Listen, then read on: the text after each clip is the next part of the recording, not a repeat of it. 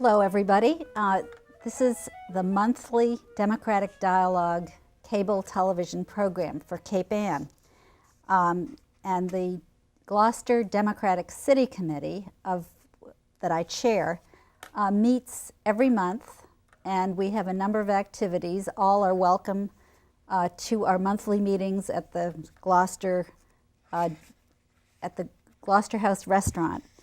And but the Democratic Dialogue television show is something that we do every month. We've been doing it for a number of years, and we also make this program available on YouTube or by following a link, and you can see the link if you go to our website, gloucesterdemocrats.org. But this month, I'm really very pleased as the host to introduce Sue Todd and welcome her. I know she's not new to the program, she's not new to Cape Ann, but she is the president and CEO of Pathways for Children, which is probably the largest child care program on the North Shore. It's one of them, yes. It's certainly, in my mind, it looms very large. So I'd love to ask you a few things. So tell us about yourself first and how you came to be occupying this incredibly important position in today's world. Well, it's been an interesting and wonderful journey, actually. I can only classify myself as a late bloomer. When my youngest child went to first grade, I went to college full-time and graduated with a degree in social work. And so it can be argued that Pathways for Children was my first job back in 1980, as I started in social work. And in 1986, the only other director for the program decided to move on. And I was approached by the board to apply for the position and insisted they do a search so that I realized I might be the most beneficial candidate for the organization. And rest is history. In 1986, I became the CEO, and then again took my bachelor's degree with children in the audience and my master's degree, an MBA that I earned in 1997 with my grandchildren in the audience. So Wow. That's been kind of my career trajectory, and I found my niche. I found the organization that I wanted to dedicate my career to. Mm-hmm. Well, I must say, I did do a little snooping on the internet and looked at the website, and I was actually quite sort of impressed and astonished to see that the entire budget is almost or about $10 million Yes. per year. Yes. And so some of that, of course, comes from many different sources. I know you've got a huge number of very enthusiastic supporters and fundraisers and donors on Cape Ann, but I'm not sure how many people in our community really understand how special Pathways is, and for example, what Head Start, which is part of it, meaning as a grant, adds to this program. Well, people are generally surprised by the scope of all of the work that we do. Head Start is by all means the core of our program, with about 2/3 of our budget being comprised of the federal dollars that support that program. The other programs, however, are state funded to a large degree. One of our goals long term is to be much less dependent on government sources. As you might be aware, that leaves you at the whim of whatever administration happens to be in charge. We have an incredibly generous and loyal donor base here. We're raising on average about $1.3 million a year, and that grows every year, so we're very fortunate with that in that regard. We have a myriad of programs. We start with babies, and we work all the way up to children age 12. And one of the things that does set us apart from other early education facilities and organizations is we work with the entire family, not just with the child. And that really gives the children and the families opportunities to thrive in ways that many hadn't thought possible. So can be an amazing metamorphosis in some cases, and very, very exciting for our staff to be part of that success. And so, of course, you've got programs not just in Gloucester, but Correct. in at least 2 or 3 other communities. We're currently, we have physical plants in Beverly and also now in Salem. And the Salem program is particularly exciting in terms of the opportunities that it's presenting. We have a formalized partnership with the public school system and with Salem State University, as well as the city.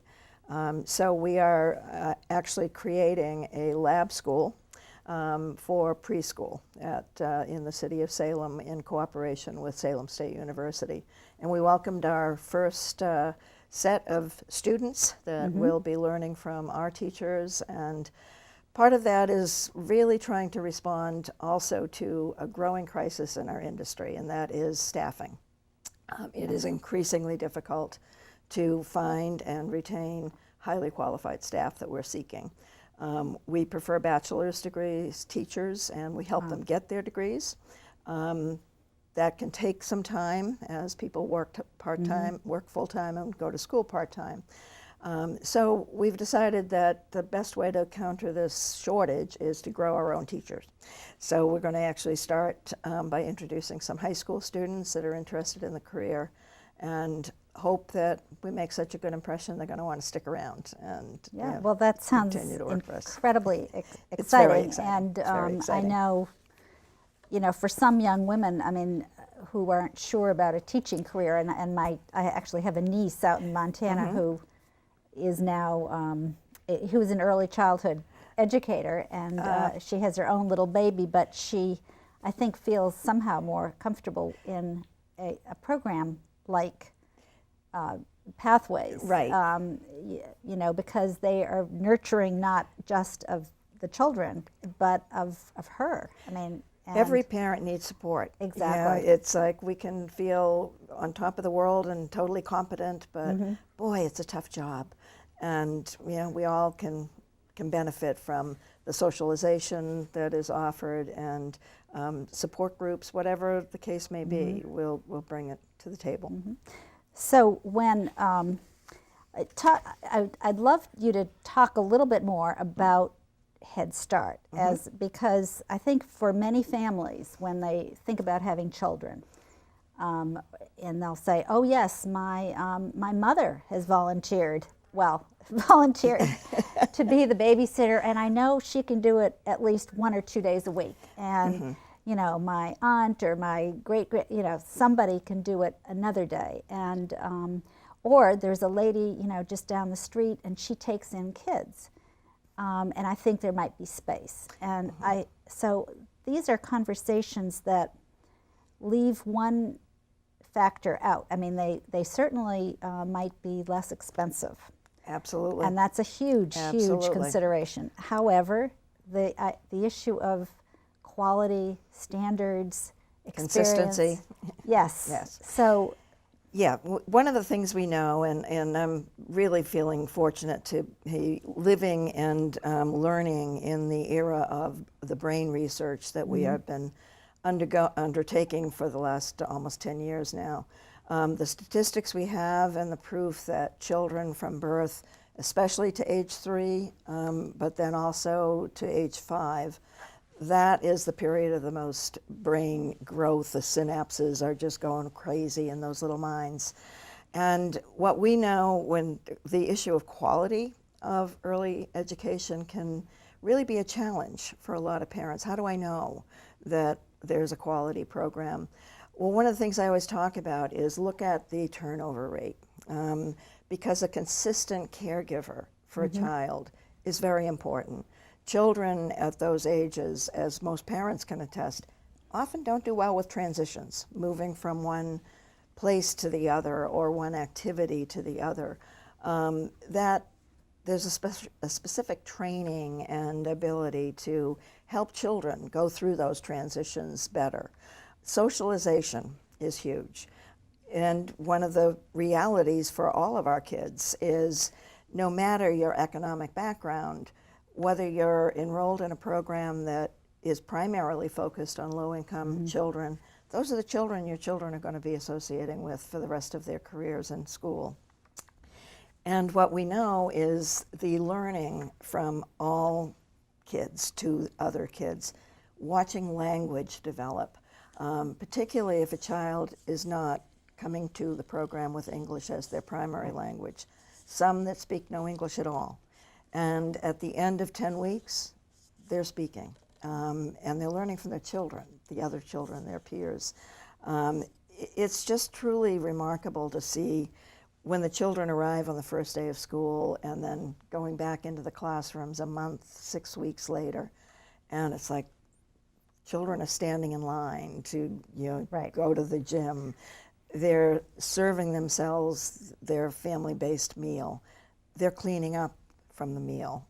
They're learning these incredible life skills that children need. I think the other measure of quality, and when I speak to turnover, the average in our field is between 35 and 50%. Child care is not well rewarded in terms of pay. Right. That and home health aides, we're pretty much on the bottom of the rung, which is very unfortunate because it's very, very important work. But our turnover rate is about 12% as opposed to 35 to 50. And I think a lot of that goes to just the caliber of the people that are attracted to work in Head Start, and knowing that they're providing such a rich experience with comprehensive services. We respond to the dental needs of the child, to the health needs of the child, the mental health needs, nutritional needs. Right. And again, some of our parents, they don't know how to read a food label. No one ever taught them. Consequently, they may be, particularly when we had such a horrific problem with homelessness on Route 1, no public transportation, and no way to get groceries. So they were buying their food at the convenience stores.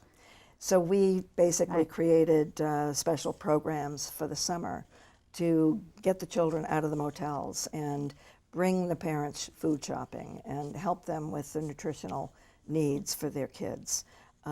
Children who go to school hungry aren't going to learn, and that's just a fact. So there are many, many wonderful things we do, and we also have families that pay full cost of care to enroll their children in Head Start. And I remember a story from a woman that was on our staff who now has a very influential job in the city. The mayor, Romeo Tenkin, stole her from us. But anyway, she had enrolled her little girl in our program and was sitting around a campfire with some of her more well-to-do friends. And her little girl, barely 3, somebody was playing the guitar, and the child all of a sudden started following the beat and counting. And other people, where does she go for preschool? I said, Pathways for Children. Well, why would you send her there? And the answer was quick, because she knew it. We're one of the only accredited preschools around. Our accreditation status and the federal reviews we undergo rank us in the top 6% of early education programs in the whole country. So her answer was, well, why wouldn't I? Why wouldn't you? Well, see, that's what I honestly think, and this is something I learned, professionally many years ago. I actually reviewed grant applications for Head Start in Washington.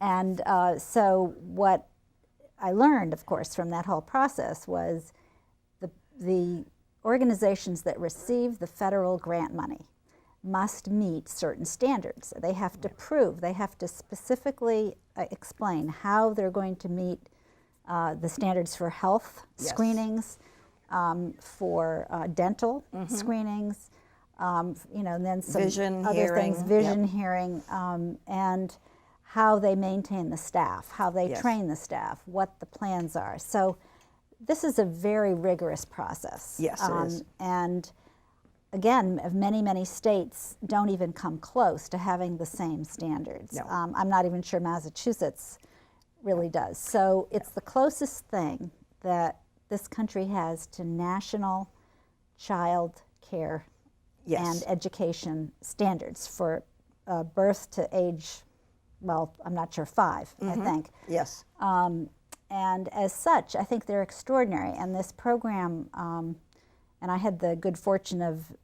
meeting actually both of the founders, Oh, wonderful. Julie Richmond and Ed Ziegler. Yes. And it was conceived gurus. of as a summer project, more than 50 years ago. More than 50 years ago, 1965. Exactly. So it's interesting because, of course, now, and there's, I think, a lot of support for Head Start nationally, There but is. a lot of people still don't quite understand why, or why the quality is so high. And so I think it actually plays a very important role, even politically, for Yes. making people aware of early childhood education, high quality, and what it can do as a, for the community at large as a public investment. Absolutely. And it does level the playing field for Yeah. children that don't have all the advantages that those that are in better economic circumstances have. One of the most startling statistics is the number of thousands of words that children begin kindergarten with if they haven't had a high quality early education program like Head Start. The other is that children that are coming from more well-to-do families, it stands to reason. If you're not quite sure if you can pay the rent or put food on the table, you're probably not sitting at the dinner table having a rich conversation with your child. All of our work is embedded in literacy, that if you walk into our classrooms, everything that is coming out from our teachers is an education. Drawing associations and many, many other things. It is wonderful. We strive to raise standards. I think Massachusetts has some of the better standards in the country. Our delegation is phenomenal. I was for years on the Child Welfare League of America Board of Directors. And of course that was all about political advocacy. And I would go and sometimes people would say, you can't even whine. It's like wherever you go, you get support, and that is true. We just submitted a grant, for example, to the Attorney General's office, the first grant they've put out to help staff become better trained in working with children who are trauma reactive. And that is an increasing issue within early education programs. Our society right now is really challenged. Trauma reactive. Could Trauma you just reactive. elaborate on that term? Yes. 'Cause I'm not even sure what it. Well, a lot of children are exposed very young to trauma. Think about a home where domestic violence is ongoing, or where opioids are in use. Over the last year, a year and a half, 4 of our little Head Start kids have lost a parent to opioids, which takes a toll on staff as well as it does on children. So there is a lot of exposure to uncertainty, to a feeling of who is in charge right now.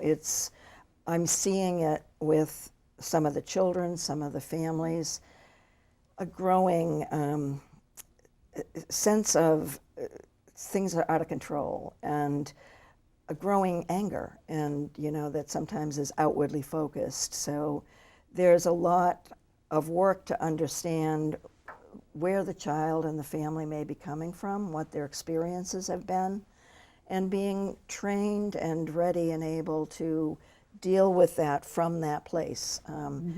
Every one of our children is treated, as is the family, as an individual with very, very different needs from the child sitting next to them. So there's a lot of rich activity going on in a classroom at any time, because each child is learning at their own rate. And it's our program, again, another thing that makes us quite different.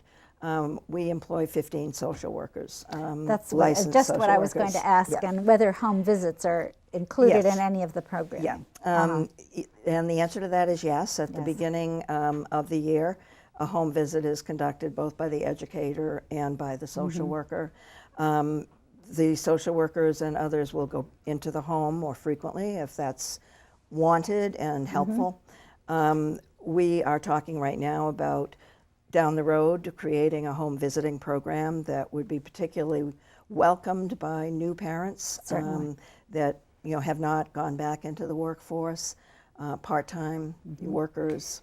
So what would be the full cost of such a program per child per year? And I'm just trying to think of, again, our society should want to support access to early childhood Right. care and education, and at least one politician who's running for president, Elizabeth Warren, has Yes, I was thrilled to see that. incorporated this in her platform. And I was actually very moved by what she writes about, Yes.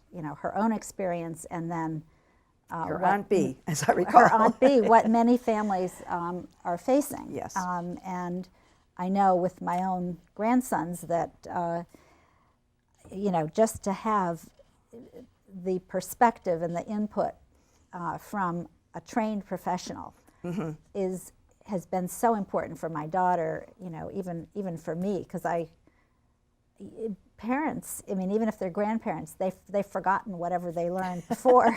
They have to learn it all over again. It is kind of like typing, though. It does come back to you. But, well, actually, I think the cost. the cost is, it sounds like, how can you possibly be struggling to meet budget? Why do you need to raise over $1 million every single year just to get by?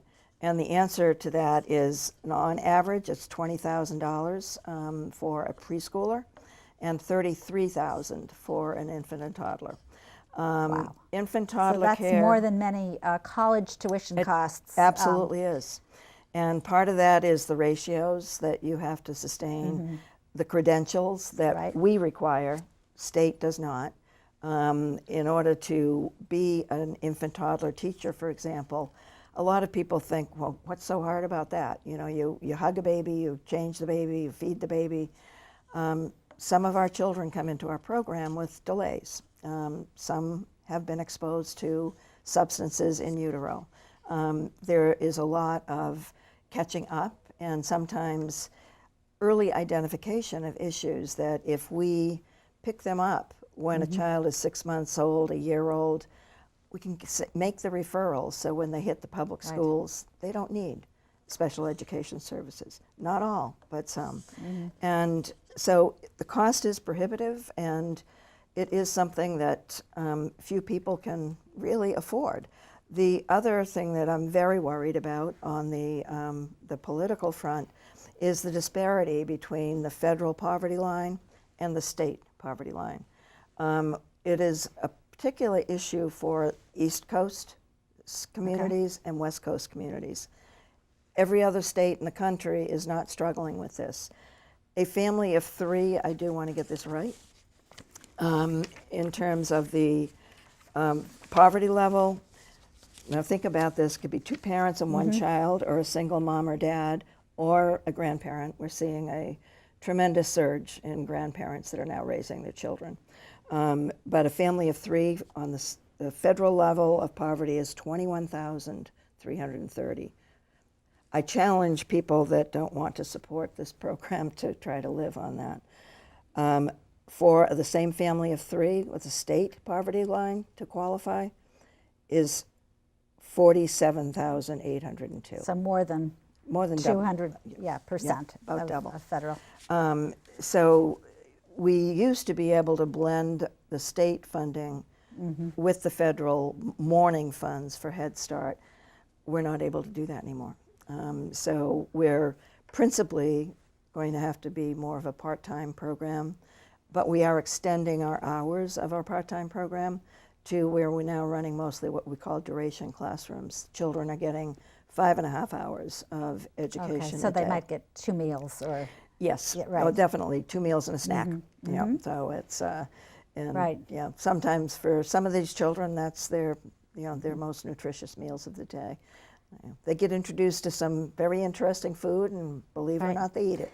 So I used to be very familiar with some of the conservative critics of Yeah. Head Start-like programs, and they would say, well, if you look at the research, the cognitive gains don't really carry over, or they don't last that long. Well, They were anyway, there when they started kindergarten. they were exactly, and but I think the other interesting sort of side of that is you can't just talk about cognitive, Right. because a good quality, Head Start program will offer social skills, emotional skills, Absolutely. and those are just as important for the child to learn coping skills, to learn how to play with others. Right. All of the things that we wish certain politicians, might have learned. Played together at an better, early- yes. Exactly. Yeah.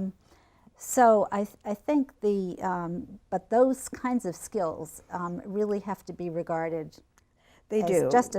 just as important In as cognitive. the Head Start universe, we measure domains of a child's growth and achievement, and literally have a scale that lets us know if the child's ready for kindergarten. And some children stay an extra year if the parent and we feel it would be beneficial to the child. But I think the gains are also, I'm sure people know Ellen Sibley, a dear principal of Yes. the Beeman School for many, many years. Ellen was on our board of directors for a time, and she loved telling everybody on the board, she was a great ambassador for our program. She said, the first day of kindergarten, I can point to every single child that came from Pathways and peg that against private preschools, nannies, whatever. She said they knew how to pay attention, they knew how to listen, they knew how to use their words in terms of expressing what their needs were. And she said they just would line up. And, so ask any teacher Yes. the value of that on the first day of kindergarten. Yeah, It's I love pretty that huge. story.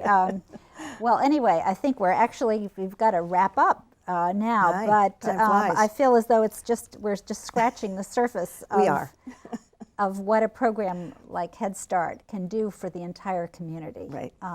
It's your future workforce. And I think we all have to put this into our sort of political, vocabulary, and think early childhood care. Right. I think is so important for Yes. the future, for every High quality. For every campaign. Exactly, high quality. Thank you so much for joining us. This has been a real pleasure. Thank you so much for the opportunity. Wonderful.